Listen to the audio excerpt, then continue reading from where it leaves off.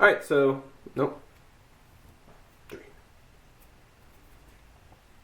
Significant figures. This is going to be video 1 on significant figures, where this is hopefully going to address the why and the what to significant figures, why we use them and what the heck they are. Or maybe what the heck they are and why we use them.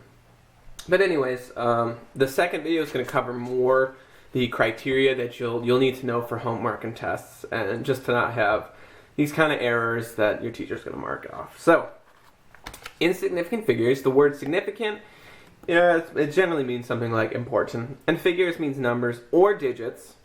So they're important numbers or digits in a calculation.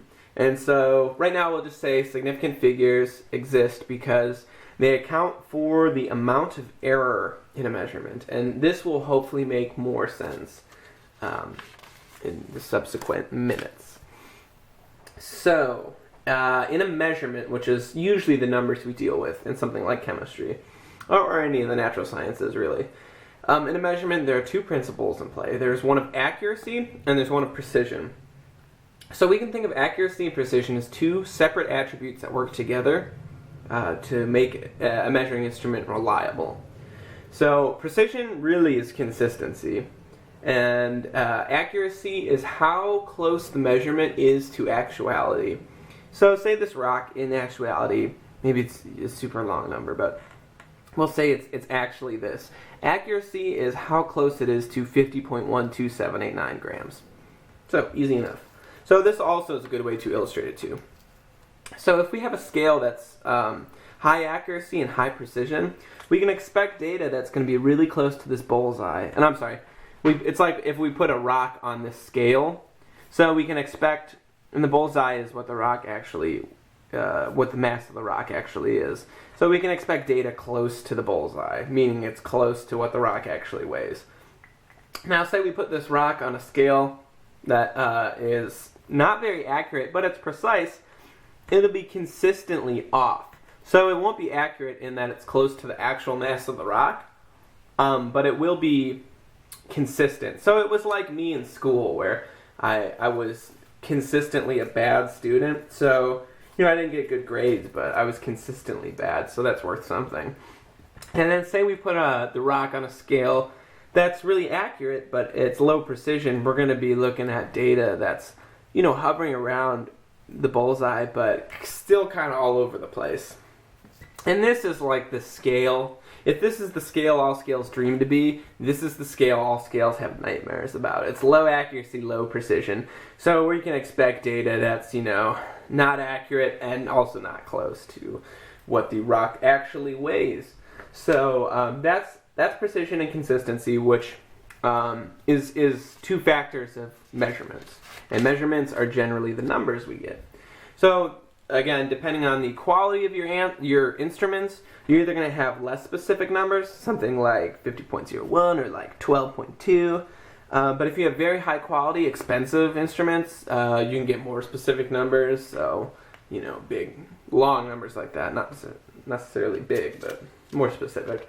So, significant figures then are the system that we use to keep that in mind while doing calculations. So again, that's going to make more sense later.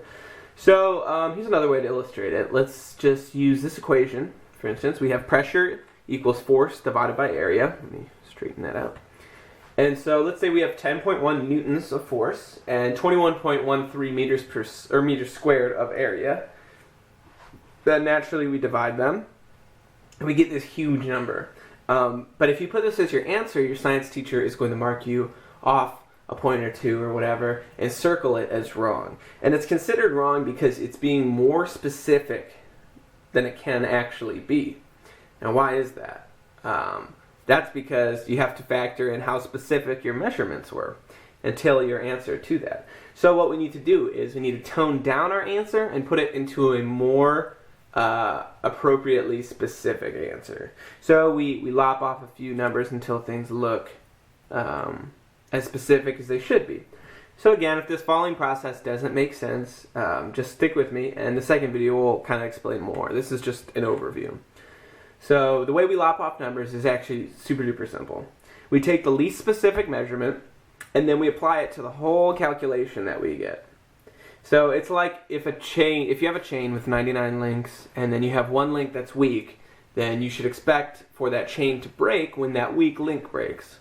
And that's where we get the phrase, you're only as strong as your weakest link.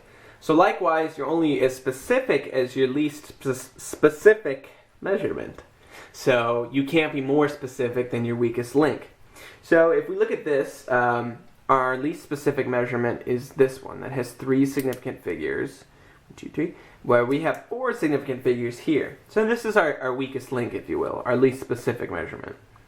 Now we need to take this and apply it.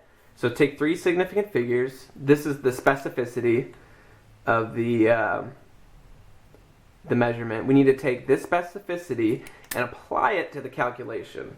And that's where we're going to get an answer that's appropriately specific. So we do that by counting 1, 2, 3 significant figures, looking at the next number, and rounding, which we all know how to do. So we have 0.477, and we're just going to round that puppy up to 0.478 because we got that 9. And this is an appropriately specific measurement.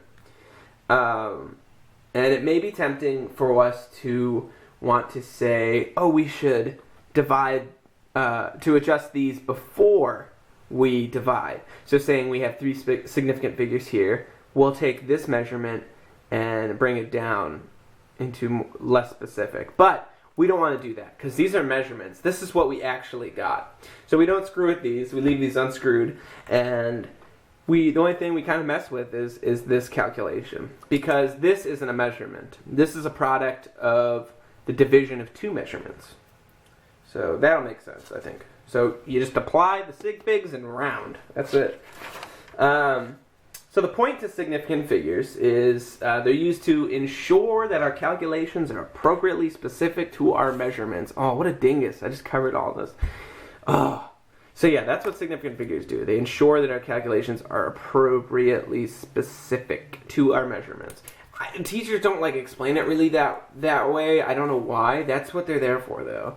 So the next video is going to be how to determine which numbers are significant. If you notice, I was doing this all in kind of bubble-ish letters, and then I was like, wow, that's going to take a long time. I also couldn't do a good W, and I was like, you know what? I'm done. So anyways, the next video will cover all the stuff you're going to need to know for your chemistry class and homework and stuff. And that stuff will kind of stick with you for a long time, so it's good to know. So please join me for that, and in the meantime, I love you all deeply.